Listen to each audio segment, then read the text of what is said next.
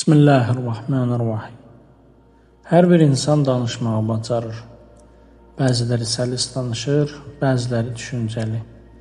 Amma bu hələ yetərli deyil. Çünki danışmaq bir bacarıqdır, dinləmək isə bir mədəniyyətdir.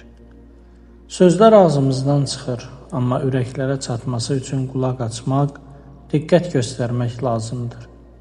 Yaxşı danışanlar çoxdur, lakin həqiqi dinləyənlər azdır. Dinləmək sadəcə sükutda qalmaq deyil.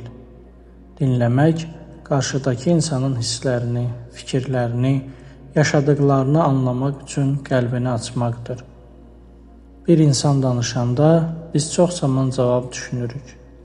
Halbuki bəzən qarşı tərəf yalnız bir şey istəyir. Sadəcə məni dinlə.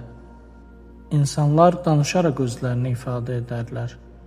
Amma dinləndiklərini hiss edəndə qiymətli olduqlarını anlayarlar.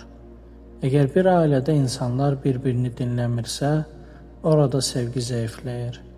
Əgər bir rəhbər işçisini dinləmirsə, orada etibar yox olar. Əgər bir müəllim şagirdini dinləmirsə, orada inam itməyə başlayar.